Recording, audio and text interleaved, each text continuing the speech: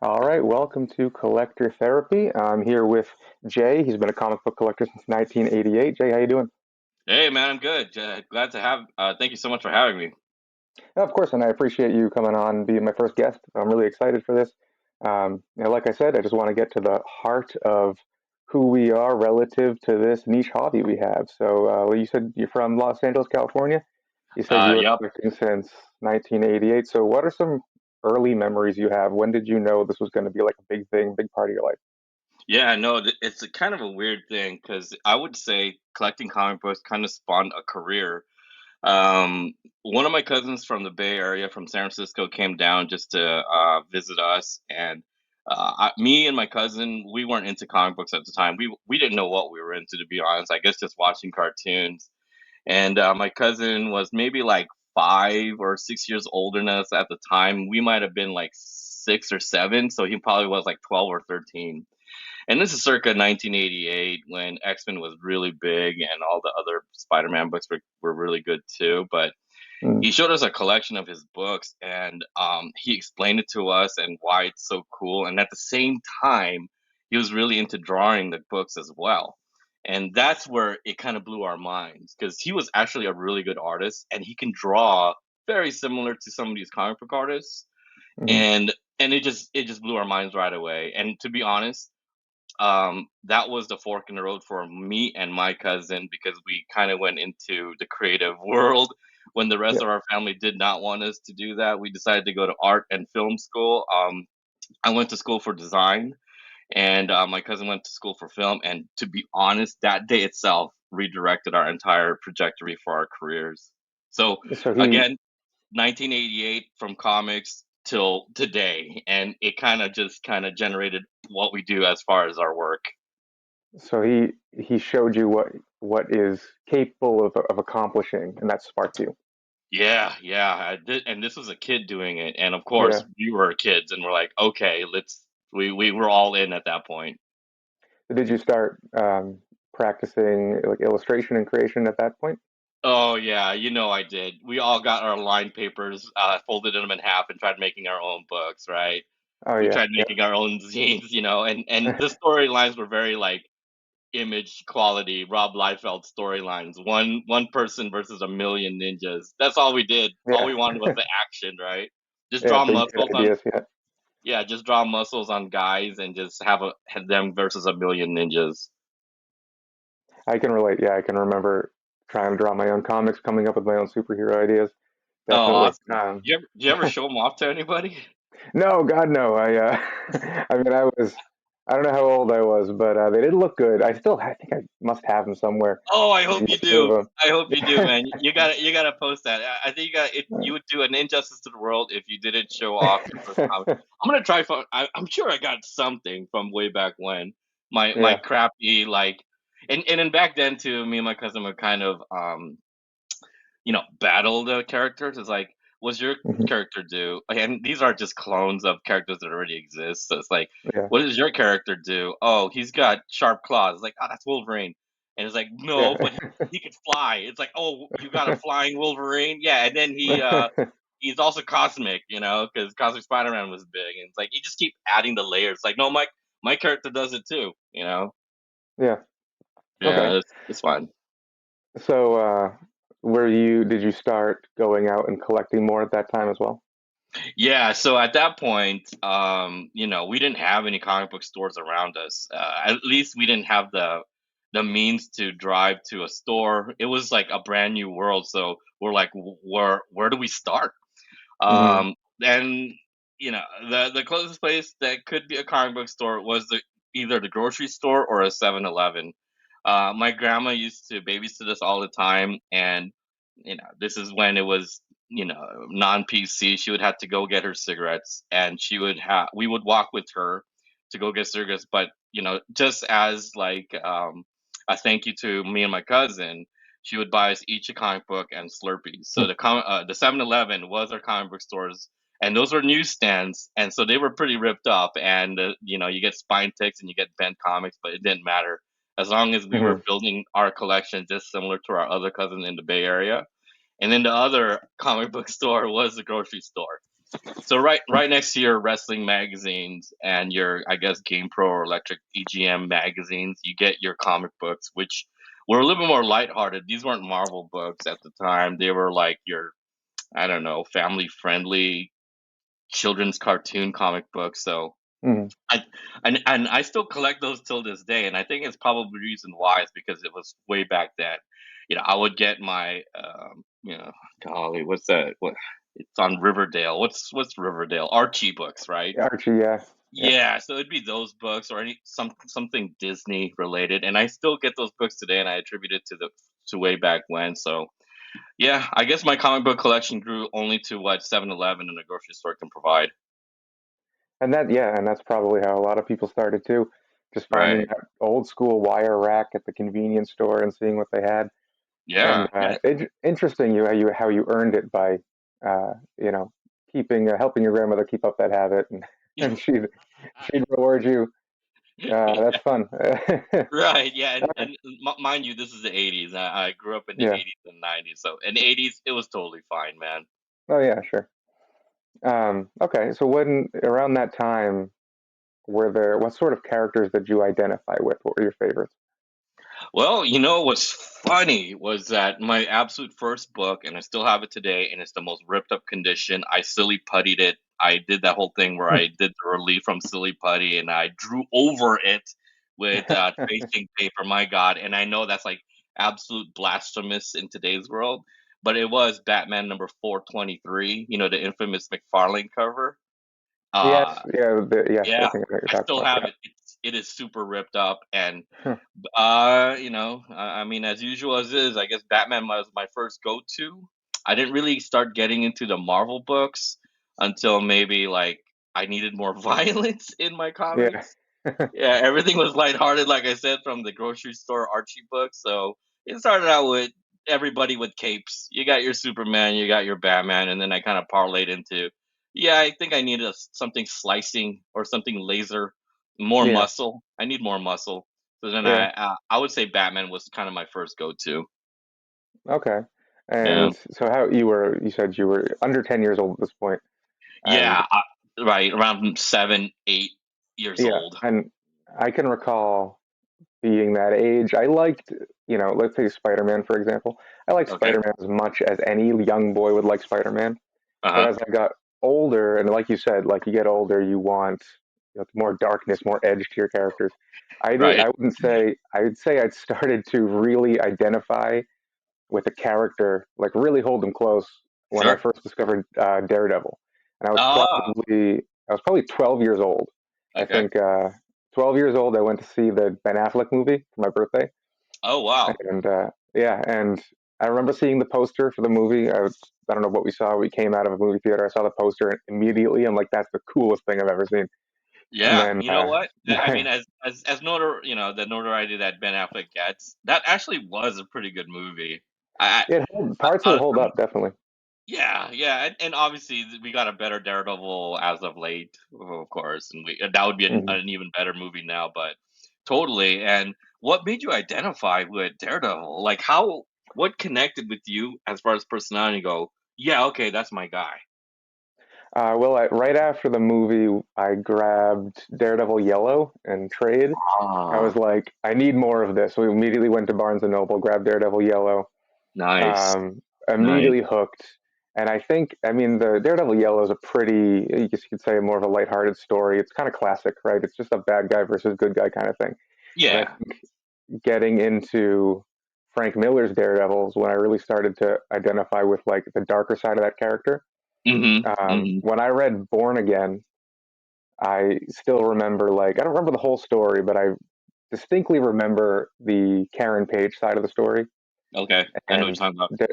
yeah, and like her struggle with drug addiction, them finding each other again, and Daredevil being like I guess you could say a savior.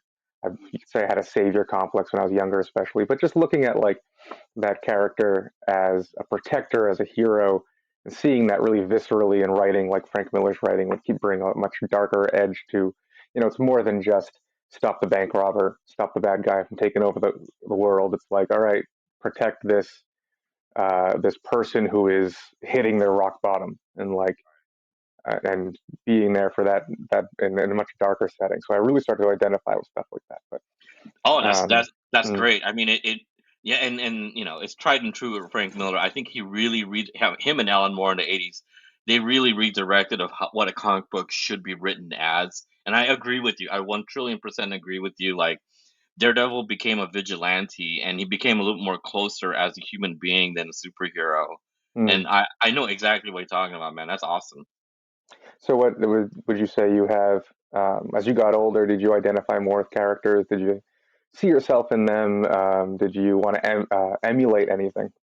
Oh, totally. Like, you know, and then my comic book taste at some point went away from superheroes and went sparked into the indie books. I'm not sure if you're Mm. familiar with Love and Rockets. Um, I don't think so. the Hernandez brothers, they started out young and they kind of just they taught themselves how to make comic books. Complete '80s indie book. Even before 1986 was like a defining moment for indie black and white. Like outlaw comic books, but they did it way before outlaw comic books came out, and they kind of just sparked this whole thing. If you ever YouTube any comic book series on YouTube from PBS, do Love and Rockets. It is an amazing, and I encourage everybody out there to look up this documentary. It's beautiful. My friend just got me a Love and Rockets like covers book for Christmas, and it's so sweet.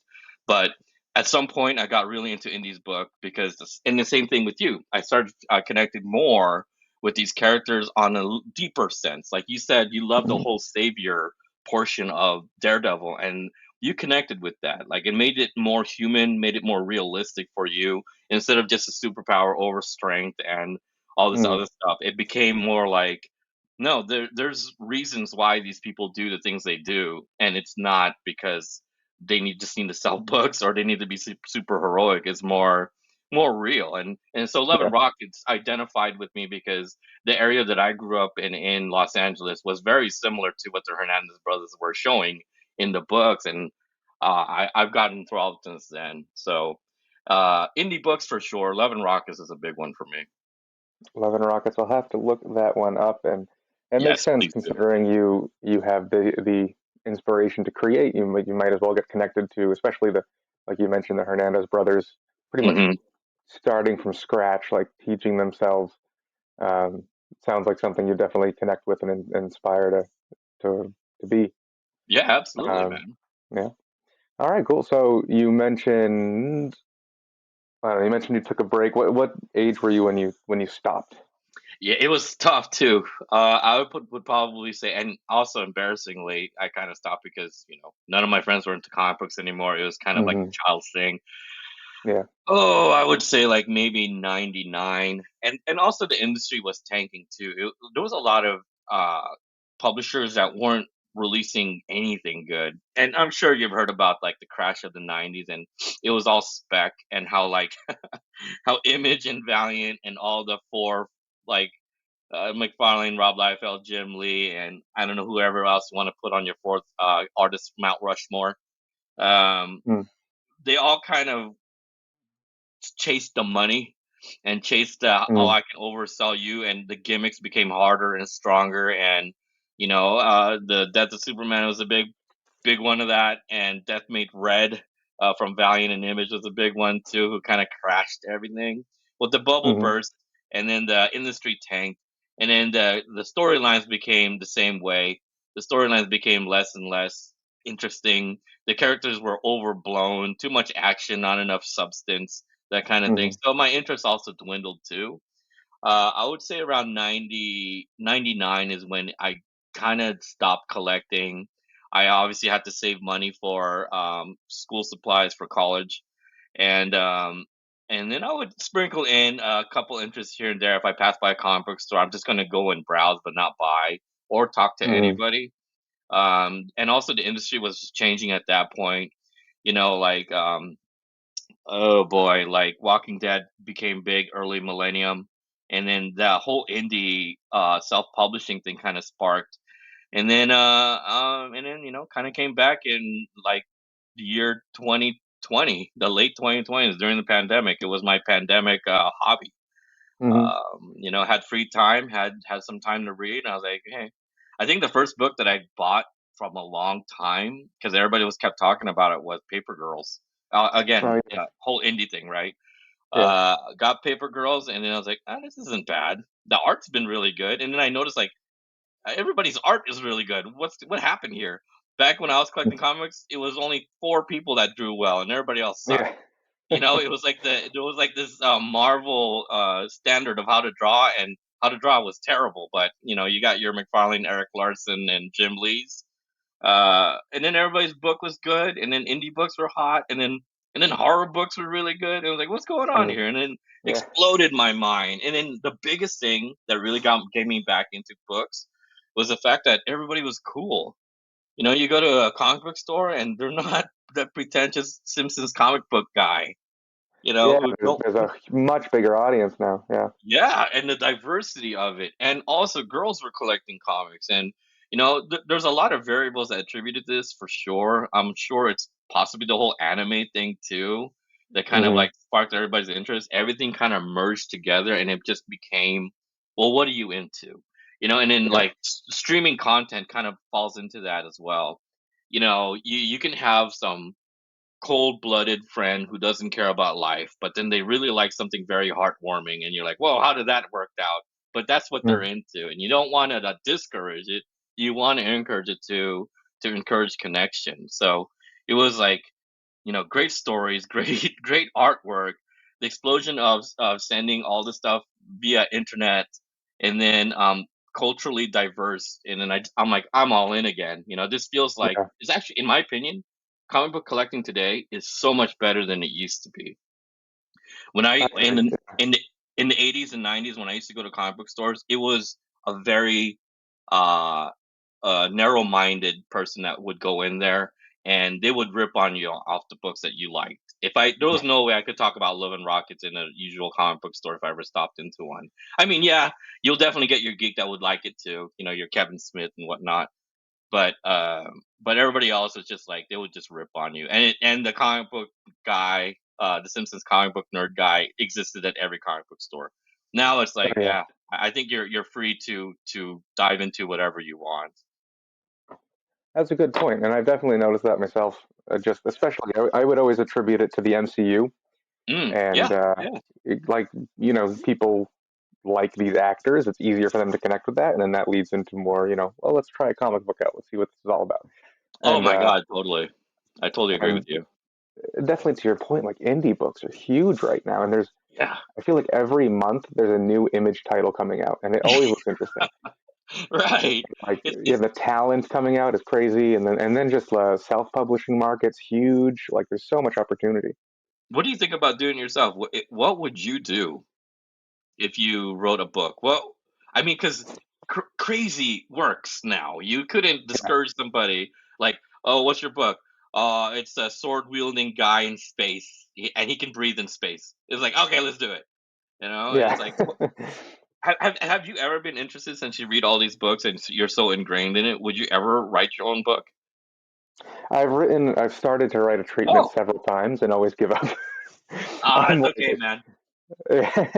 but I Just push have it. like my latest idea that I landed on was it was wanted to write. I was trying to follow rules in writing and wanted to write a simple story with complex characters. So I was thinking, okay, we'll do the movie, like the stories that really grab me are oftentimes, like I mentioned, Born Again really grabbed me, where Daredevil had to protect a down and out Karen Page. That's a simple idea to me, Yeah. and it's usually following that, like, sort of that protector guideline. So the first John Wick is a simple revenge story. Like they kill his dog, easy setup.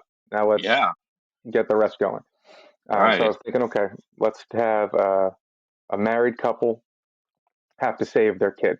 Why not? Their Mhm. kid's been kidnapped. So I took that idea and I thought, well, I wanted to do something connected to like ghost and supernatural fantasy. So I said, okay, we're gonna have the wife's gonna be dead, but the Oh. the husband and wife were working on technology to access the afterlife. You ever? I don't know. You're older than me, but do you remember the show Danny Phantom? Oh man, that sounds so familiar. That does sound familiar. It was a What's Butch the Hartman show. Um, it was it was on Nickelodeon. It was about a boy whose parents like created a portal to Ghost World, and he gets in the portal and gains ghost powers. He becomes a superhero. Oh man, Um, that sounds familiar. I'm googling it now. yeah. Danny Phantom, huh?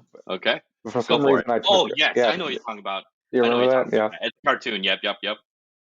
I took inspiration from that, and I thought, okay, that the wife dies, but they were working on this technology together, and they could never get it to work. So he says, okay, I could never get this to work. Like some interdimensional demon took our daughter. We have to get her back, but the only way to do that is I need to access. I need to find my wife in the afterlife because there's like that's where she is. I can't help from where I am, so we got to find her. We have this technology. It never worked, but maybe we were just missing something. We were missing someone on the other side who Wow. we could connect with. So he tries the technology one more time, right?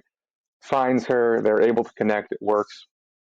He it would have gone something like he would have had to manipulate their dimension through his. She would have had to manipulate his dimension through theirs, kind of like an Inception sort of thing. And Wow. she would have she would have been the superhero archetype of the group. So she would have been able to, she would have been the one that had the superhero battles. She would have had the powers, and he would have been trying to do what he could to help from the other side of the dimension, so to speak. Wow, So, man. I'm excited to read this book already, man. Oh, by the way, public patent pending. You can't take that one. He's already written it. It's out in the universe by our so lovely host here. yeah, so there you go. So one day, hopefully, I'll find the time to sit down and really hammer it out. But Dude, so yeah, good. it's That's a living rent really free in good my one. head for a while. Yeah, no, and you know what? And the thing that would make it so spark is the fact that if you add um some actual scientifical, I don't know, a formula to ask for us to really chime in into the afterlife. I'm sure there are like papers out there of really trying to explain how ghosts really exist. Hmm. Like let's talk scientifically. How does a ghost really exist? We all kind of harvest some sort of energy factor. Maybe it's just the energy factor that stayed here, and that's what we resemble as a ghost. I'm sure Hmm. if you can tap that into your storyline, oh my god, you got a hit. You got yourself Quantum Leap.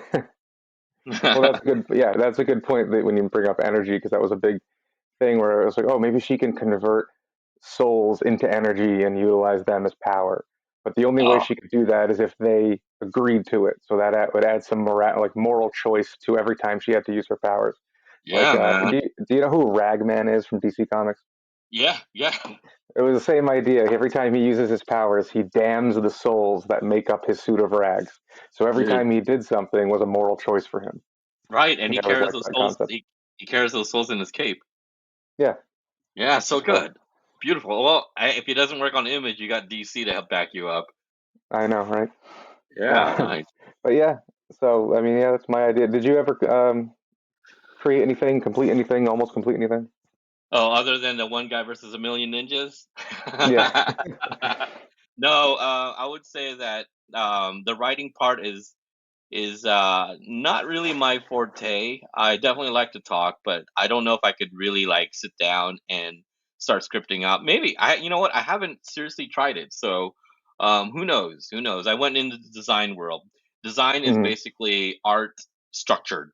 That's what it Right. comes down to. You have parameters, and that's what you work with those parameters. Writing is complete open universe. You're at Hmm. everything is at your disposal at all times, and that's a little scary for a designer. You need some parameters to work there. So I don't know.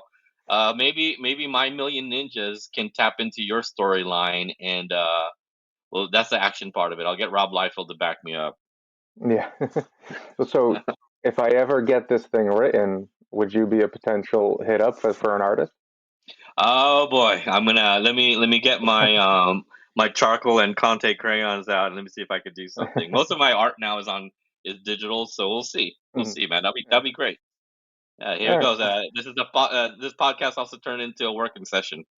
I know. We're planting seeds. Um, yeah. So you started collecting again in 2020, and I mean, I can relate because I started collecting recently again after taking a break. Nice. How long Um, was your break? and How long was your break? probably, I mean, I feel like I think I was mostly invested in comic books, honestly, while in college.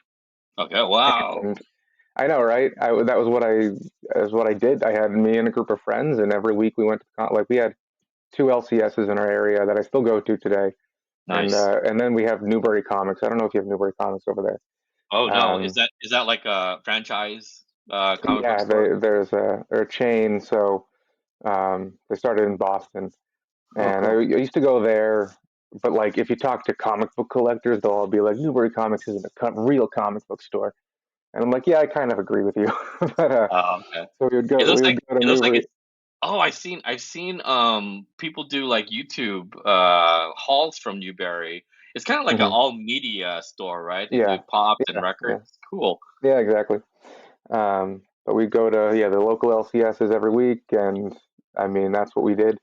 Um, and then after college, I kept up with reading a little bit, but um, slowly but surely, just kind of like it all sort of dropped off after a while. Hmm. I I think a lot of it had to do with I don't know if you've ever experienced this, but I would meet people that seemed genuinely offended that I was interested in something like that. And that What? seemed like genuinely, and that would seem to be like a growing theme as I got older. I kind of What? like you said, oh, it's kind of kid stuff. I don't need it. Like it's fun. I appreciate it. I'll see the movies. I don't Yeah. need it though. It's okay. And and it also like just a space and money issue. Like I just Yeah. now when I collect now, I'm very careful as to what I buy because I don't want to start building these giant Yeah. boxes that take up space. So Yeah. I'm just saying. I bought I forget what I don't know what well the Punisher that character took a hiatus. Okay. No one was writing a Punisher story, and then I started to read articles about police forces and military outfits that were using his skull and Yeah. putting that patch on. And I remember reading about the creator who was saying he's like, guys, I wrote a villain. Like this isn't a guy to emulate. And so they were like, okay, we're gonna change his logo. So it's like, oh, we got a new logo, we got a new Punisher story coming up. You know what? I'm gonna read it. Why not? So I pick up issue number one, and then that just clicked for me. I'm like, oh wait, I love this. And Yeah. then I mean, from there, I'm doing it again, and I can't stop. Yeah. And Nice. So that was pretty much 2022, like basically yeah, last year, right? yeah, pretty much. And yes, it hasn't been too long, but yeah, and now I'm trying to branch out and collect new stuff. And I Yeah, mean, man. identify with different characters than I did when I was younger. So But so now coming back 2022, what did you discover? It's refreshing, right? It's like this is better than it used to be, or am I wrong? oh, yeah, no, I agree. I mean, let's see. I remember collecting. Well, when I was in college, you remember the series Blackest Night? Yeah, yeah. That was that was my shit in college. That and like the Green Lantern, I was obsessed with that character. Hmm. And so I think around that time was, I mean, some of the best stories. That was when Jeff Johns was coming up.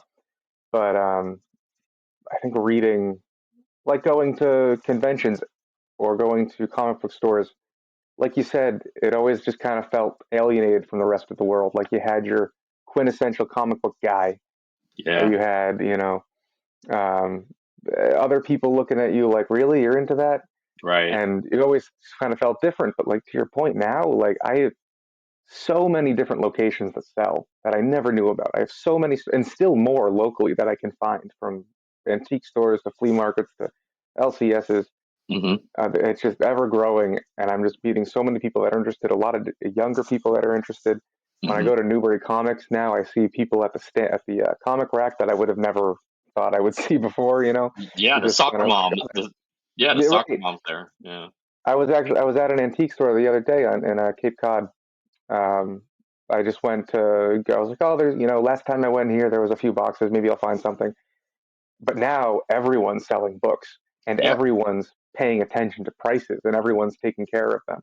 And we, found a stall that was just nothing but long boxes, and there was a woman digging through every long box, and I'm looking at her like, we I have don't want to judge, but she doesn't quite look like, that's kind of interesting. So I started talking to her and she goes, oh, she said, my kids are really into comic books. She has like two younger kids and an older son. They all love them. And oh, she's beautiful. digging through every single long What? box looking for books for them. And Wow. like, and I'm like, that, what a mom. I mean, like I show, know. like what a mom to show support. And she's Yeah. like, every other comic book collector that goes hunting in boxes, like, oh, I still got two more boxes to go through. And she's Oh, kind of like, she's like, oh, there's more over here. Okay, I got to go through every single one to find the oh. ones for my kids. I love the Yeah. encouragement in that, and I'm sure when you were standing next to her, you kind of wanted to help. Like, what are your kids Right. into?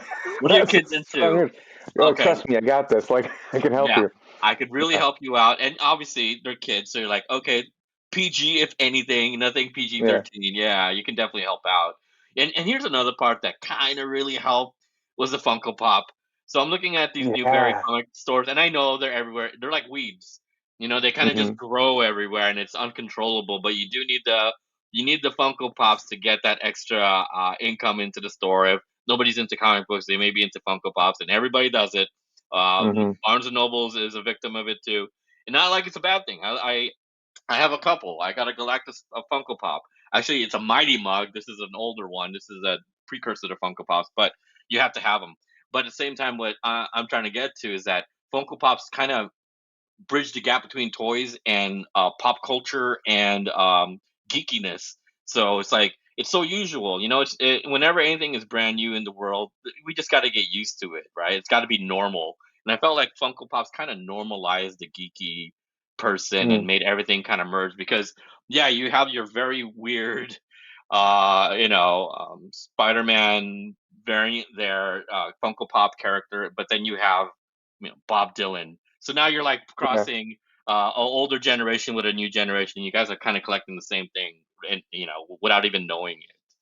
Hmm. And I totally Yeah. agree with you, man. I love the story of how you came back and how everything kind of melded together. And Punisher was a great way to start coming back into, especially that series. I, Yeah. I really enjoyed it too, man. I have Oh, it's great. Yeah. Yeah, I only collected up to like issue 5, and then I don't know what happened. I think I got redirected to something else. But I love, Hmm. I didn't mind, and I know a lot of people minded the new Punisher logo, but I felt like it was great. I thought it was a good thing to kind of switch it up and you know bring new Punisher to new readers, that kind of thing. Yeah. It was so important to see new stories.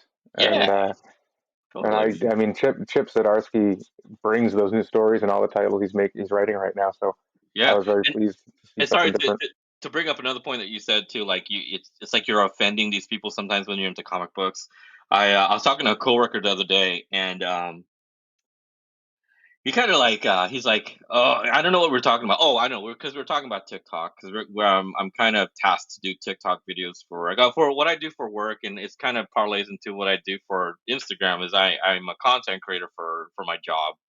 I make videos, do posts, I take photography shots and whatever else creative digital content wise, and that's That it. makes sense because your photography setup is excellent. Yeah, thanks, man. Just for I have Instagram. I have an at home studio. It's supposed to be for products that we sell, but I'll chuck in a comic book here or there, or an Yeah. unboxing, or a haul. But we were talking about TikTok, and it's like, oh, it's such a brainless entertainment. I'm like, well, that's the point. We're not supposed to sit here and watch the whole thing. And I was kind of against this whole TikTok thing until I had to dive into it. 99% is garbage, of course. It's brainless. When you work really hard and you're plowing the fields all day, you kind of don't want to think anymore by the end of the day. You just want to unwind. You want to kind of unwind with like brainless entertainment. That's why like reality TV is still kind of strong. That's why people still care about The Bachelor, but Yeah. yeah, and then he's like, "Well, comic books are the same way." He's like, "Marvel movies." I'm like, "Hold on one second, man." So I had to put a stop to that. I said, about 50, maybe 50% of media now kind of originated from comic books, and you probably don't even know it. Like From Hell was like an award-winning book back in the day, and it became a movie. And there's a million streaming series content out there now that all kind of originated from comic books. So be careful what you say because something that you like may actually have been a comic book. And I get it. Yeah. It's like, a novel will just be straight up words and text. There's no pictures to associate or to kind of draw the imagery. Comic books give you that imagery, but in my opinion, it enhances the reading material. Yeah, you're reading through dialogue and word bubbles, but it's still enhancing it, and you're still reading a really strong storyline. By the way. Definitely. And I mean, I think the apart from just like I don't know, I've got Superman's girlfriend Lois Lane number 55 in front of me. It's Oh, it's classic. It's colorful. It's fun. It's like it's cute, you know. yeah, yeah, But you can look at like a lot of comic books, and I have so many examples. I really notice composition and paneling, yeah, and that tells the story better than words do. It's kind of like the show don't tell rule. yeah, yeah. So it's like to say like, oh, it's comic books are the same as TikTok or the same as any sort of mindless entertainment. I'm like, well, hold on, to your point, there's some, like you said, award-winning books out there, Yeah. but a lot of it's very well thought out, very well structured, better than a lot of films that come out. Oh, It's just it's in bite-sized format. right. Yeah, I Yeah, absolutely, man. Little Monsters is a series that came out last year too, and there's not much dialogue in there. But yeah, and that's do you know what I'm talking about? But I think it's on I Image. I know the title. I don't Yeah, think I've read it. it's basically apocalyptic. What comic book isn't apocalyptic anymore? But it's an Mm. apocalyptic world with children as vampires, and Oh, by what's the guy's name? oh yeah, Eric Lemire. there you go, there you go. Yeah, he's Yeah. written some other really good titles as well. There's not much dialogue, but it was kind of all imagery based, and you're really enthralled. Like the first three issues were just, I think there was maybe I don't know, 10 panels with actual dialogue in three books or Mm. something like that. I could be wrong, and I'm sure your guests are listening to this going, "Oh, he's absolutely wrong," but I'm wrong. I'm admitting that. I'm sure there's probably more, but the book itself is beautifully scripted as far as direction in imagery, and you didn't need much dialogue to kind of like get the point and kind of get in, be put into space. So it's very important, man. Is all I'm saying. I'm alluding Yeah. to. Yeah. Yeah, and to correct myself, it's Jeff Lemire. So anyone that happens to Yeah. listen to this and knows that I made the mistake, it's Jeff Lemire. Oh, totally, man. Um, And you're gonna be doing a lot of these, so it's just like, hey, man, everybody that's listening now, take everything with a grain of salt. The whole point is that you're supposed to plug yourself into these podcasts, and if you have something to say, by all means, let's get that conversation going. That's the whole point of yeah. all. And that's all. And to allude to another point, that's also one of the biggest reasons why I started my Instagram. And to get back into comics, I really wanted to start talking to people that were into it too, but get a Hmm. different point and perspective with a lot of things. I learned a lot. Yeah. I honestly started my Instagram. I cut myself, and it's strange because I'm in content creating, but I'm only in content creating in my work social handles. But my own personal handles, I don't have any social media. The only social media I Same. have is Yeah. that IG and now TikTok because I post a couple things comic book related on TikTok. But what I really wanted out of those two universes is just to talk to people just like you and everybody else that I connected with. Yes, you're gonna get the people who are in it absolutely for profit. All they want to do is slap books all day. All they care about is the Hmm. 9.8s. All they care about is getting that the highest grade and then trading and selling. And that's fine. And I think that's fine. And the spec people, the people who wanted the Eminem covers and Yeah. your world's finest that just came out. That's Yep. and I don't have a problem with that. The FOMO atmosphere of all that because that's what keeps comic books going. Hmm.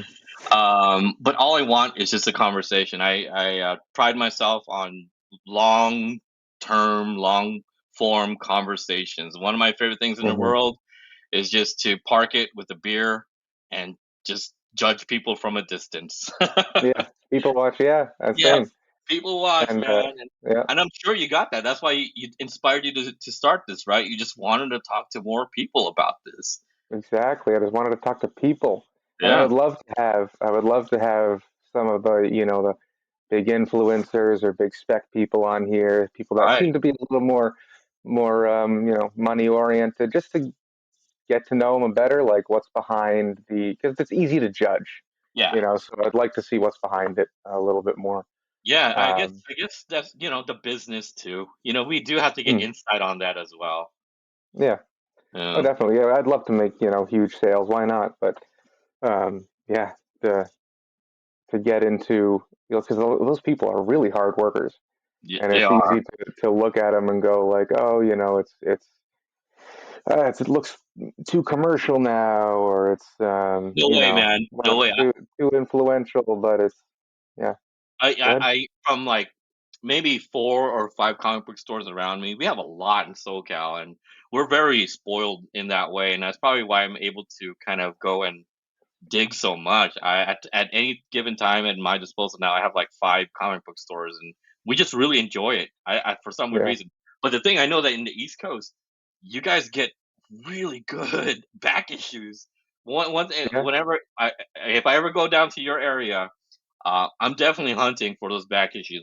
You got whenever I watch like hauls on YouTube or anywhere else, I'm like, how do we not have that here in the West Coast? You guys have the most craziest. You'll find a Spider-Man 300 and fairly priced, fairly shaped, and you can find it in the wild. Over here, it's always slabbed. Over here, it's always yeah, slabbed. But what I was gonna yeah, say was that yeah. I'll go ahead. Sorry. No, no, go ahead. Oh, I was gonna say that the 4 or 5 comic book stores around me, they're barely making even. Every comic book store I know, maybe some of the higher end one, like a big one is Torpedo Comics. Torpedo Comics was started by the drummer of System of a Down, and he owns one in LA. He has like 3 here in SoCal, and then one in Vegas. I think Vegas is his flagship store. I'm sure he's making money. But the mom and pop family owned comic book stores that I normally go to, they're all barely making ends Mhm. meet. But they do it because they enjoy it so much. Yeah, Yeah, and you that's feel the interesting. enthusiasm. The point you make that we have so many good back issues. It's interesting because I noticed so many of my sales were going to California, and I'm like, oh, I wonder if that has to do with an algorithm or something. Like maybe I'm getting picked up by people. Maybe it's a distance thing. I don't know. But No maybe way, it's your man. point. Maybe it's because of what I can find over here. I mean, Yeah. one of my favorite stores to go to was a couple. A lot of them are in flea markets Okay. um, and antique stores. I love going and hunting in antique stores. There's a store in it's in a town called Acushnet. Uh huh. It's right next to New Bedford, Massachusetts. I don't know if you're familiar with that. Okay. Old like whaling town. It used to be extremely profitable, and now it's not so much. Oh boy. But so there's a lot of history there. And one of the stores there is called Temptations Comics and Guitars, and it is run by this old man who he is such an old school comic book shop. It is dirty, it is Nice. disorganized, Yeah. it is dusty. He smokes inside. It's Beautiful. like it's amazing to go in there and dig through these yellow stained long boxes, and you'll find Oh, I your love it. gems, I love and it. like everything's just stacked up to the ceiling, and it's amazing. Oh God, and you Um, you just painted the most perfect comic book store to me. The right? only thing I know, no, no, the only thing that I'm thinking is my knees will hurt because I'm probably gonna have to bend down and dig through those Oh, super yeah. long boxes. And I will. Right. I'll go in there with like a headlamp, like as if I'm cave diving to get that Yeah. that weird book. And I love stores like that because sometimes they don't really care about the prices. They just have too True. much inventory. They just want to get it out.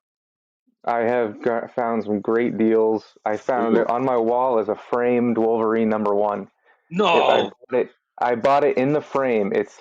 I mean, it's a 9.6 anyway. It's high Beautiful. nines Uh-huh. because it's never been. It's just been sitting in a frame. On eBay that would be $100 in that Yeah. area. I got Easy. it for $40. Oh, no. It was You could amazing. You couldn't even get that here on the West Coast. You can't get that price like that on here on the West Coast, man. Only in a store like that kind of pricing exists. Yeah, and it's like Beautiful. I mean, I found so many great issues there. So a lot of great keys. Nice. Um, How and often do you go? just How often do you go to I the store? if I'm my money's okay, I'll go once a week. Oh, Um, nice. That's you good. know, Uh-huh. yeah, I'll grab a couple dollar books here and there. Oh yeah, He's got nothing big, but I found the stuff I was looking for. Like, it always get me excited too because I saw online. Oh, someone selling the first Death of Electra, like the original, Oh, and he's like, oh, $60 for it. I find it there. Maybe the condition's not as good, but it's still very presentable. $10. Beautiful. I'm like, oh my God. Yeah, Like, yeah, you yeah, can't pass that up. Even if you had like $50 in your bank account and that book is $10, I have to rescue this book. There's no way I I can know. pass on this. You gotta get it. I mean, it's like a minty John Byrne Wolverine issue is the Uh-huh. you know that red cover with he's in his brown and yellow costume. Yes, I know exactly what you're talking about. Yeah, It's a $3 pickup at that store. It sells for 20 online. yeah. Like it's Wow. amazing. Dang. I mean, I call it rescuing books, and you've seen Yeah. on a lot of my posts, like my books don't have to be in the best conditions. Just as long as it's like I'm near it, it's like it resonates the power, and I'm fine with it. Like I just got first appearance of Cable, detached cover, the Oh detached wow. cover. I'm like, oh, I'm happy, and same thing. I also got first Deadpool beat up. It's like it went through a boxing match. Yeah. I'm like, this is the perfect comic book. So I totally agree with that stuff. I think the reason Yeah. why too that maybe you guys have much more substantial issues in the East Coast is that I think the distribution starts in the East Coast, right? From the publishers, and then it makes its way That's a west. good question. That's a good question. I'm not sure. I mean, it's, based on what you said, it sounds like people are really working hard over there, and I have to wonder if it's a generational thing. Like we Yeah, just have a lot of old men who just like comics, and they yeah, don't, they didn't want to send them into the into the stratosphere or anything. And like, I yeah. loved, I love finding old collectors on Facebook Marketplace and going to buy their books, and they just want to talk to you about comic books. Right, Yeah, it's right. like such a refreshing thing. And I also, because I collect and I dig, I also watch like flea market finds on YouTube, these people's Mm, channels, and my wife and I, we just keep thinking like, oh God, we just got to go to the East Coast and go to a flea market because the stuff you have over there is so much more like well taken care of, well mm. curated over there, and indexed and everything. Over here, it's like the trash just migrated west, and now it's like it's just crap. Is we got a but it's like we mixed into the trash whatever the giant continent of trash in the Pacific Ocean. It also exists on the West Coast, but you guys over there, everything is comic books. You know, like I said, you'll find major keys in the bins, and then also in the flea markets, you find everything that you could possibly want over here, and then you can sell it to us on the West Coast. You can sell it to us in Hollywood, and we'll pay thousands of dollars for it. Maybe that's the whole thing. That seems to be how it's been working for me, so it's pretty All good. right, well, good for Uh, you, man. I applaud that. but yeah, come on down. I'll take you to my favorite spots. I mean, there's a lot of Beautiful. great little holes in the wall. Like there's another store in Tiverton, Rhode Island. Okay. It's right out of the flea market. His name's Billy Ho. It's Collector Bills, Okay. and you Nice. walk in, it is a fire hazard of a store. Like it's Oh, just the best. floor The to best. ceiling retro toys. He's got Yeah, toys, comics, retro games, clothing, sports collectibles, trading cards, everything. He's like a wow, huge collector. that's the It's best. such a fun store to go to. Yeah, and you appreciate that, the smell, the Yeah, dinginess, the dust, and it's like I'll yeah. I'll I'll let go of all of this because I know there's gems in this area, man. That's where I bought my first comic book. Was just like someone's attic. It was Oh, the attic of a restaurant, an old restaurant in Cape Cod. whoa. Okay. I don't know how old I was, but Uh-huh. my parents took me to the restaurant and they're like, "Oh, hey Eric, he's got comic books upstairs." And Okay. I'm such a contrarian, especially when I was a kid. I was such a contrarian. I'm like, "Yeah, I'm good, I'm fine." Yeah. And my dad's like, "No, no, come on, let's go." Come So on, I you'll have went fun, upstairs. right? Yeah, I went upstairs. I think I grabbed. It must have been What was it? one part of the Maximum Carnage run because I Ooh. remember Cloak and Dagger was in it, Venom and Carnage were in it. I think Shriek or Banshee, I can't remember the name, Okay. and that four-armed Spider-Man character was Yeah. in it. So Yeah. I can't remember his it name. had to have been one of those. Yeah. Nice. But, Oh.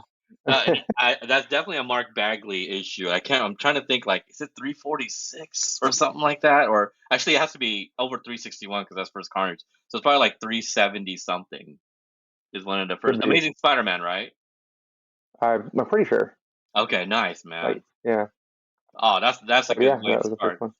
Nice, and it kind of just spawned for you from there. And so, what are you reading now? I was going to ask you the same thing.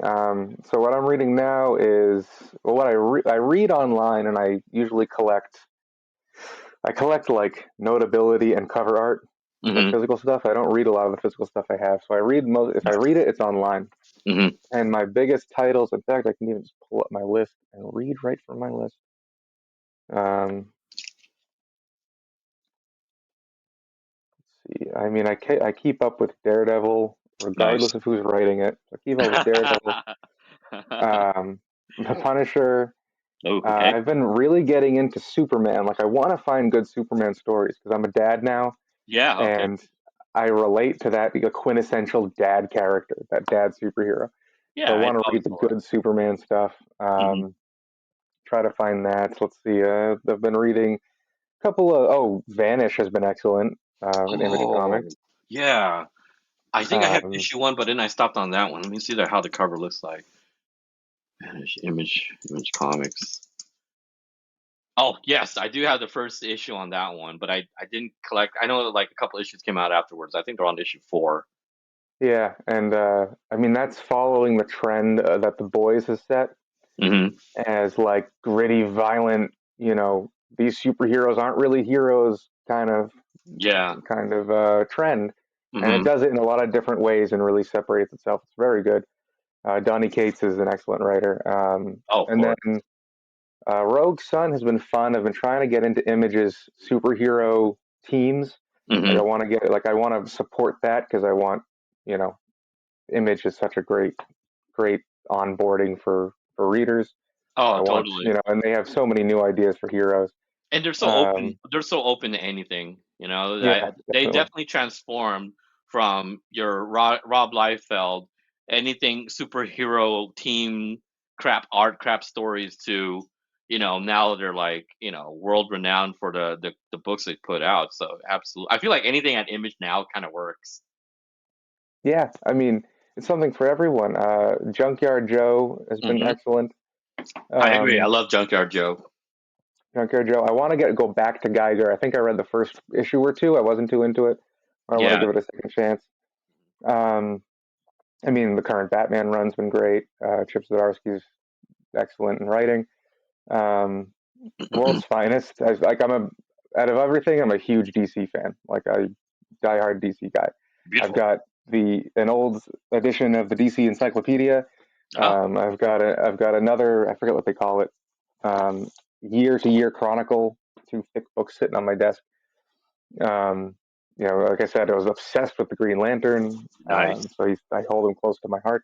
Hmm. Um, Would you and say that's then your favorite DC? that's a good question. I mean, favorite DC probably next to Superman. I mean, he's got like the heroism, the bright colors of a Superman character with more interesting character, more interesting powers, Yeah. more interesting background. Right, and Um, I've heard the same thing from other Green Lantern fans, and the fact also is that, um, because he has the ability to, like, kinda create any type of weapon, with that energy, and he's got a whole, planet of other Green Lantern, yeah, the story arcs are a lot more dynamic than Superman. Superman's a little bit mhm, more singular, while Green Lantern is can be, kind of all over the place, and it's yes. just a little bit more Mhm. interesting that way. And that's a good point. That's why I like these Superman stories, and I want to see this come to more films because we've seen so many origins, and we've Right. seen Lex Luthor, and we've seen Yeah. him protecting Earth. I want to see him go to space. I want to see him fight Mongol and World in like on a Right. live action or something like get into that sort of thing. But I I I totally agree, yeah, and I feel like that's why, like, as much as I love the Batman films, like, I keep kinda dealing with the same people and I same type of arcs all the it's time. it's There's kind of dry that, now. and I think that's the reason why also, like, Batman Adventures, like, the cartoon kinda was a little bit better, Oh as yeah, far as storytelling than the late Christian Bale stuff and even, I mean, God, what's the guy from Twilight? I can't remember his name. Yeah, Robert Pattinson. yeah, Robert Pattinson. That was actually a Yeah, really good one. I felt like that was a really good movie. But let's get a little more dynamic with Batman. I don't know. I don't know what I need, but I need more than what I've just been seeing. I want. Well, I'm really excited for what James Gunn's going to bring because he did such a good job with Suicide Squad, Yeah. bringing characters like Killer Shark and Yes. Starro, which was Hmm. amazing. I just watched that for the first time the other night. I loved it. Yeah. So he brought Starro to the big screen. All right. Let's take this, fantastical universe he's creating. Let's throw Batman into it. Have him fight Killer Croc. Have him fight, Poison Ivy. More of his, a little more, fantastical villains. Mister Right. Freeze. Oh, Bring those guys back. Like have them be, part of this fantasy world a little bit more because they did the grounded real thing, and it's great. I love the grounded real. yeah. But let's branch out a little and do something No. different. And what do you think about Peacemaker? Um, I I liked the character. I didn't see the show, Oh, okay. um, but I really enjoyed him in the movie. I haven't read anything from the Peacemaker. I think I went to go read his series that started shortly after, written by Garth Ennis. Uh huh. And I couldn't stomach it at the time because if you read something by Garth Ennis, you got to be in a certain mood. Yeah. Yeah. So once the microwave dinged and they alluded to a baby being in there, I'm like, you know what? I'm Yeah. gonna put this down for a second. Yeah. I know it's like, yeah, okay, we're everywhere, and comic books can, can be that. Like when you go see stand-up comic, you just have to open your mind to the mess that they can make on stage. Same thing with comic Mhm. books. But when there's a baby in a microwave, I don't know. I'm absolutely, I like violence, and I can take it up to a certain point. But my God, that's a little far out, man. A little It bit was far a out little for my taste. far, and Yeah. I just like it took me out of it because like I still want a sense of like heroism in my stories. I Sure. don't Yeah. want it to all be doom and gloom. Right. Right. Um, Yeah. I so totally agree. yeah, Peacemaker, I definitely enjoyed, and John Cena is incredibly fun to watch on Yeah. camera anyway. The show is hilarious. I mean, if Yeah. you don't know anything about Peacemaker, I think that's fine. If you're just watching for entertainment value, it has that. Not Hmm. everybody is. Not everybody's. Completely in tune with the writers and comic books and the history of comics and all that other stuff. If you can just watch a show and be entertained, I feel like Peacemaker can give you that. Yeah. All right. I'll have to check it out. Yeah, it's good stuff. Um, and then so that's some of the stuff I've been reading. Anything by Tom King, I love. Oh yeah, Um, awesome. if I Wow, mean you got a Superwoman, yeah. yeah, Superwoman, Woman or Supergirl, Woman of Tomorrow was Uh-huh. amazing. Right. Batman Killing Time was really good, and I loved the introduction of the Help. I thought he was an excellent villain. And they did something interesting with him where he's like, oh, he's a really good fighter. We've seen that before, but he narrates his fights. So like half of his battles are dialogue from him explaining the origin of whatever move he's seeing and where it came from, and it added a great layer to like how deadly he is. You can see it because he's of the mind to say like, oh, in the middle of this fight, I can explain to you what that move is, and I can explain how to counter it, and do all that physically while I'm talking about it. Yeah. That was a lot of fun to see that character. And then if you've ever, I mean, if you want to really, I don't know if you've read it, but if you want a really quality, short, digestible Superman story, it's a Superman Up in the Sky by Tom King. Oh, It nice. is it's a 6 issue series. Each issue is only 10 pages, and it's set up like I mean every little issue is just a bite-sized little moment in this overarching journey he's on, and it's like the best superhero story I've read. It's the best Superman story I've read in such a long time. Oh, and I I love that strongly too. That recommend that. because it's so short, he's able to really saturate each panel and each page, Hmm. and consciously he's writing that way. It's like this is going to be short, so I have freedom to really make everything make sense and not because like I can't imagine being a writer for a comic book like for instance Chris Claremont with X Men. It's like, oh, I got 30 years of this. Yeah. I all right, let me try to come up with as many ideas as I can. But at least when you write a 10-page Superman book, and even what is it, five issues? Did you say 6 issues. 6 issues? Okay, you're like, okay, well, since my time is going to be short here, I might as well make the best of this. And I feel like comic books can be that way. I read a lot of like self-published zines. Zines are like Hmm. 5 by 8s, I think, and Hmm. these are made. You won't get every zine because you just got to be in that small town. But these people really want these books to work out because they're so short, 8 pages. So that's beautiful, man. I love when big time publishers can allow them to make a small book like that and have it Yeah, and published. I guess it was supposed to be digital only, and then it was so good they printed it. So Yeah. um, yeah, so that's yeah, those are some of the stuff I've been reading. What about you? What titles do you like? Yeah, man. So when I got back into comic books, I tried getting back into the big two, the Marvel, the DCs, and it was all right. And I was like, yeah, okay, this feels familiar. And then I was like, well, yeah, this seems like the same stuff I've been reading. And the comic book stores I was going to, they were really revving up on all the indie titles. And again, circa early 2021, maybe like January or February 2021, and this is gonna sound so gross to your viewers and listeners, but one of the first books I picked up was Berserker, the Keanu Reeves one, and only Oh, because Berserker is not bad. no, but I know the hype behind it. Everybody's like, "Oh, that's so cheesy, man. You ain't a true comic book person." Listen, I got back into comic books. I've always been into comic books, and I have my badge. I have my certificate of being a comic book Yeah. nerd forever. But yeah, Keanu Reeves I like, and somebody's like, "Well, he's coming up with a comic book." I'm like, "Really?" And it's like, "Yeah, he's coming up Yeah. with this comic book called Berserk, but he's coming out without every other month, so pace yourself." And I was like, "Okay, I got the first book." So I was like, I went out to a comic book store for the first time, and it was an indie title. I was like, what? This isn't. This is a weird. I can't remember the publisher right now. I'm blanking out. Aftershock? No, it's not Aftershock. Boom Studios. Boom Studios. I was like, what Mhm. the heck kind of publisher is this? And then I at the comic book store I saw all these weird titles I've never heard of, and the guy's like, oh yeah, these are indie books. I was like, oh wow, just like Love and Rockets. And he's like, yeah, I guess so, but they're more mini series. A lot of people are just doing mini series. Maybe 6 books and they're done. I was like, oh wow, like Mhm. what? He's like, well, there's this one called Lila Star and Carmen, and these are all from Image. Like, oh, this is interesting.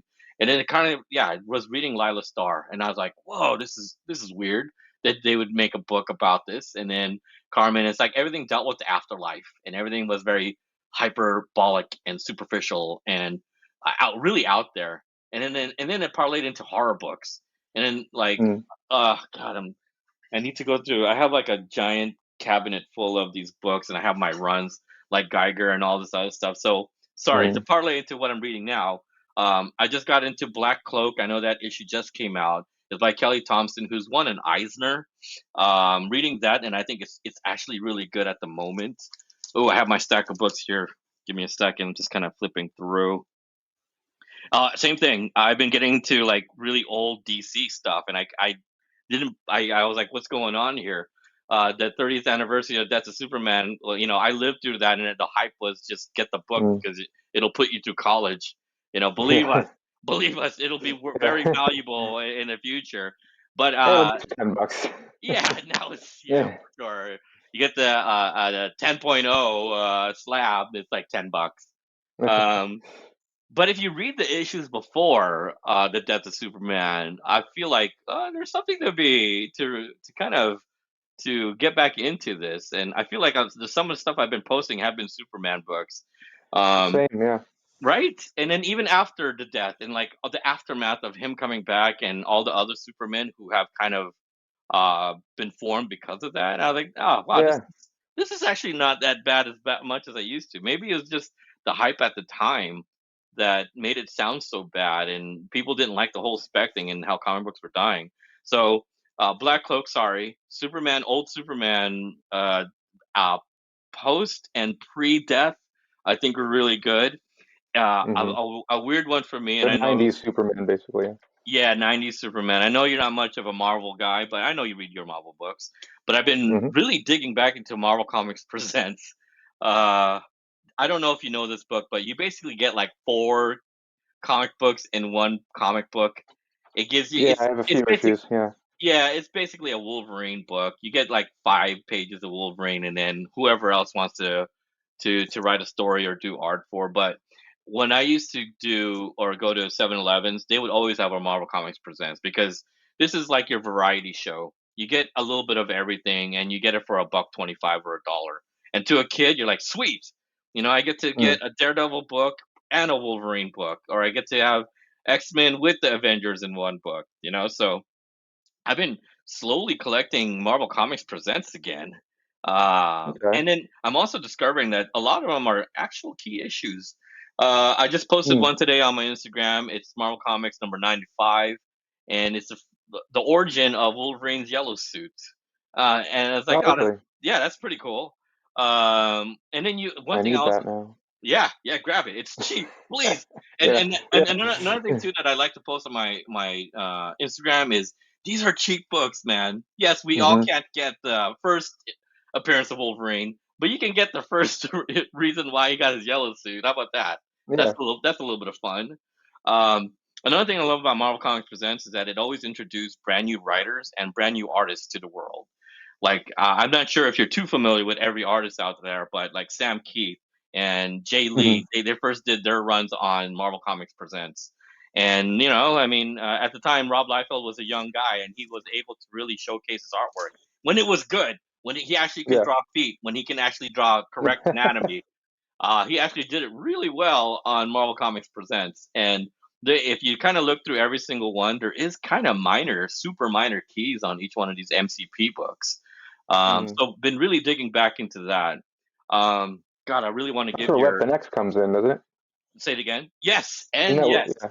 And the biggest one of all is the Barry Windsor Smith Weapon X storyline. That's a 13 book Hmm. masterpiece. Everybody should at least own one. Get the most beat up copies. You don't need to get a Hmm. mint because you. What I want people to do is open the book and read it, but also enjoy the Yeah. artwork. If you really Yeah. want to study good, correct anatomy, and if you really want to make that comic book, pay attention to Barry Windsor because he's a master when it comes to anatomy. God, but I want to give your viewers like something new and sort of weird. God, I'm trying to think, what is a weird book that I really got into? Oh, you know what? This is a weird one. Um, and I'm sure some people know it. Do you ever listen to the cartoonist kayfabe? It's No. it's these two artists, Ed Piskor and Jim Rugg. They do is talk about the production of comic books. It's a really fun channel, especially Ed Piskor because Ed Piskor is a character. He's like he talks in like hip hop slang when it comes to comic books. But he created Red Room, and they do all the grand design stuff. Like Hulk, the Hulk grand design was created by one of the speakers on Cartoonist Kayfabe. But they put me onto this one book a long time ago called Mia, the Psychic Girl, and oh boy, Comico. Oh no, Eclipse Comics was like the comic book publication company that brought manga to the United States. Hmm. But before then, manga and anime were kind of a Japanese thing, and you couldn't really translate anything. But they translated the books, and then they kind of unleashed it to the United States. And one of them was Maya or Mia, the Psychic Girl. And to me, it was a 28 comic book like series, and it's really good. But I think it was a precursor to Stranger Things because the storyline is very, very similar. And I'm wondering if the writers and producers of Stranger Things probably had this in their collection too. So basically, it's a storyline about a girl and a group of kids that they had to search out for these psychic abilities and telekinetic abilities too. So I don't know if the similarities are there, but what do you think? I think yeah, that sounds very close to. I've never seen Stranger Things, but what I understand, Uh and if it's probably sacrilegious to a lot of people, huh. from what I understand, that Boy, sounds yeah. similar to what they set up, and it's very much like Uh huh. that psychic being idea Hmm. is very much a Japanese idea. I've seen that a lot in like anime growing up, Right. Oh, okay. and Were you into anime or manga? I was super into anime and manga. I was solely a manga person for a couple of years. I was in like middle school, Beautiful. and like Rurouni Kenshin was my life in middle school, and that was Oh, nice, yeah. man. Good stuff, dude. You're all about it, So man. yeah. This is yeah, nice. That's awesome. And but how did you not watch Stranger Things? How did that not happen? I know, right? Honestly, I just don't watch a lot of TV because the idea of getting into series is super daunting to me. Oh And no, I'm like, oh, I'm so busy. I have to get through this. Like, how many seasons? of course, yeah, But and obviously you got a kid too, so that takes up a lot of your time. No, yeah, and I totally understand. When somebody tasks you to watch a show, yeah, you're already like, oh god, it's homework. It feels like homework. It feels like a chore. Like yeah, when yeah. everybody was into Lost, for instance, right? Hmm. Everybody was like, so into Lost, and I never watched an episode. And I only watched the last episode, and I'm like, yeah, I get it. I guess I got the appeal, but I'm not gonna watch the rest. I'm not gonna prequel the other episodes. This is gonna be too daunting. Like, what about God? Like Game of Thrones. So Mm, that's the same appeal. If you didn't watch Stranger Things, did you watch Game of Thrones? no. Okay, and that's totally fine. And Yeah. everybody listening right now, it's totally fine. And guess what? It's also totally fine if somebody says you should watch Game of Thrones. No, you shouldn't.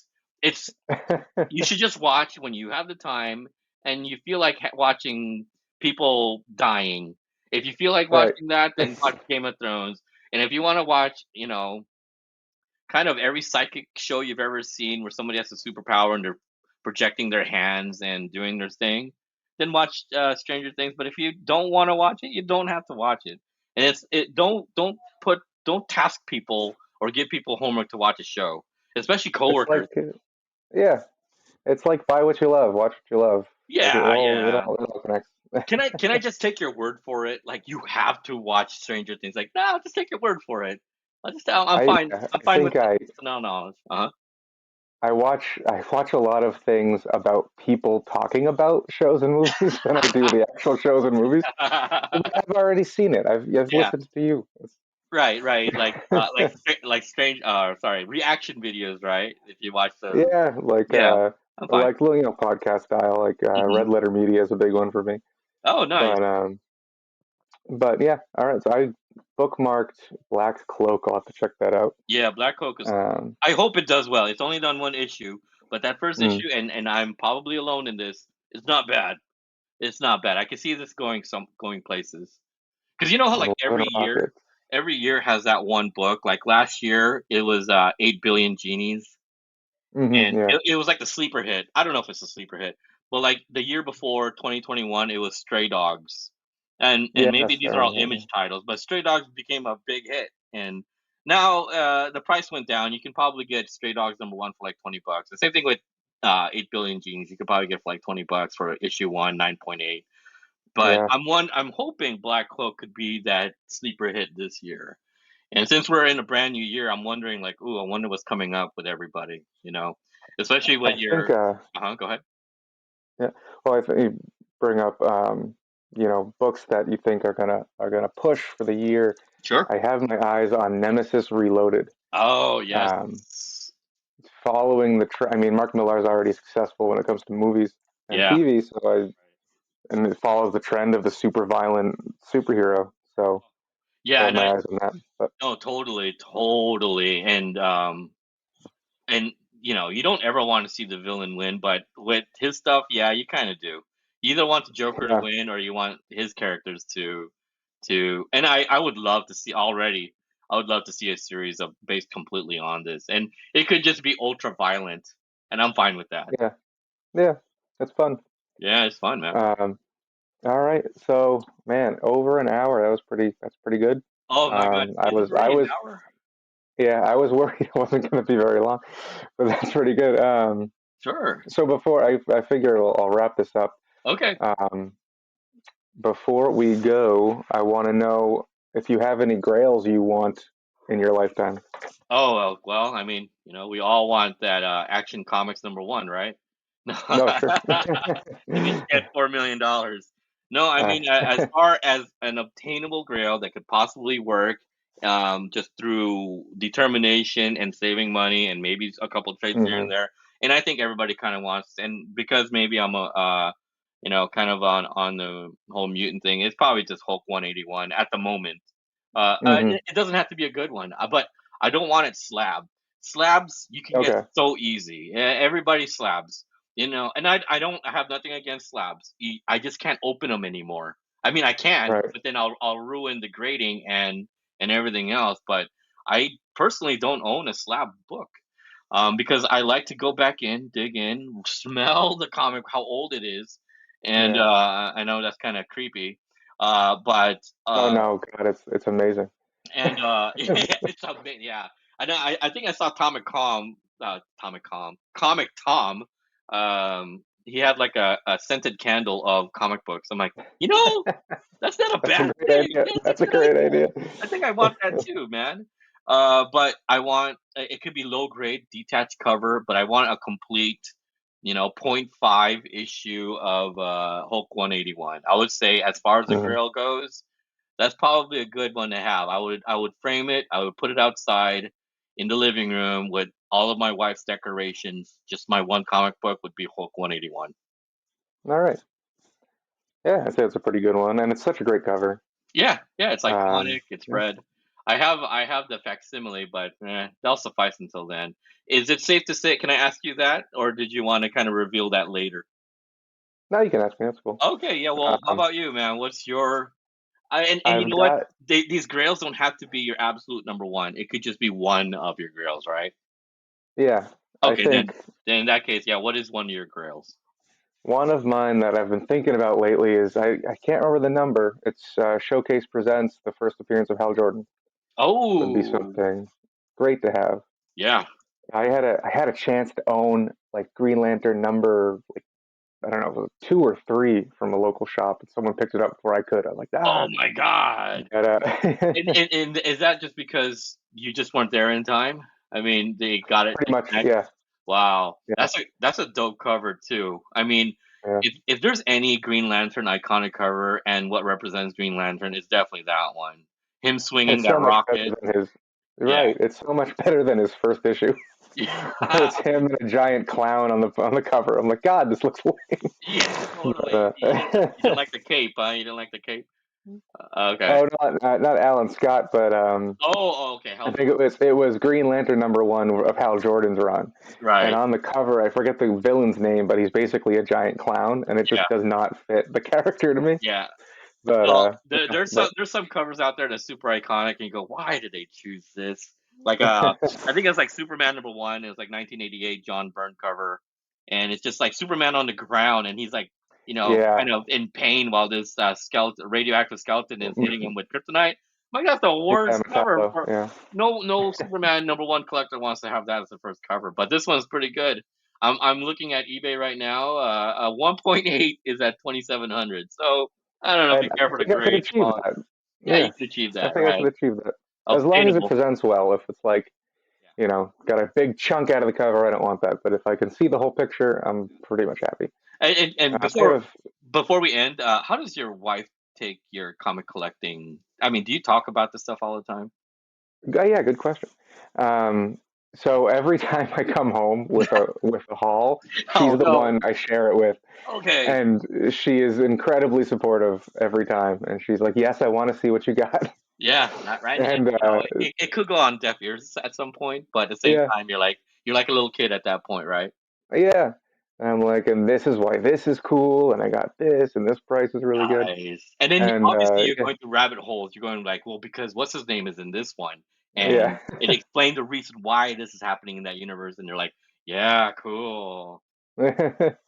Yeah, same But thing. she's super My supportive. my Yeah. my my wife reciprocates the same way, and she's Hmm. equally excited because it keeps me out of gangs, right? I'm not in a gang, or There you I'm go. not doing That's graffiti or whatever. I'm not going out there doing crime. I'm collecting comics. yeah. And yeah, and that makes me like I want to make because I show my haul to her. I'm like I want to start making haul videos too Nice. because I Oh always get yeah, that type of please. content.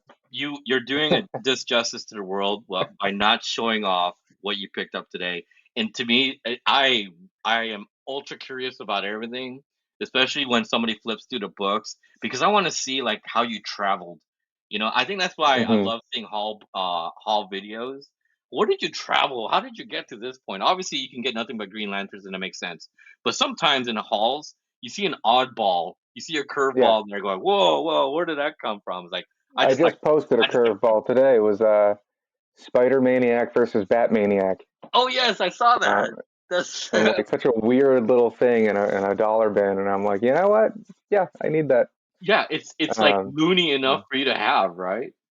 yeah, and I was gonna do, and since you're so interested, it Sure. sounds like you'd be interested. I was gonna do get a GoPro and film like the Yes. different places I go and see what they look like. No, no, no, man. Since you're doing this whole like media thing, oh, absolutely. Get yourself a GoPro, and then and this is dumb. but the head strap or maybe the chest Yeah. strap, put that on there because there's nothing worse, dude. And not only from my perspective, from the comic book store perspective, and it cringes me a little bit when you're holding the phone in one hand and you're trying to flip through books and you pick one up. I can see it slowly bending, and it's sort of like Mm, creasing the book. So do yourself a favor, or anybody else out there that does a haul videos, please just hands free flipping through the books because I can see it bending. You know what I mean? yeah. Yeah. Okay, you need two hands on this. Yeah, right. So Exactly. please, again, do the world justice. Please record and post your hauls because I'm a big fan of that kind of stuff, man. Yeah, yeah, I like that stuff too. Okay. All right, Jay, thanks again for doing this with me. That's Oh, pretty awesome. absolutely, man. This was super fun, man. Yeah, Hope to hear more of this stuff too, and hear other people's thoughts. And that's what I'm here for too, to encourage everybody else, whoever else, whatever guests you have here. I just want to hear their thoughts as well. So please have more of these podcasts and just kind of, encapsulate the world of comic books. yeah. And if you ever want to do something again, just hit me up. Oh, for sure. And likewise, just let me know. I'm there. All right, sounds good. Okay, All right, bud. nice talking to you. You too. Take it easy. You too.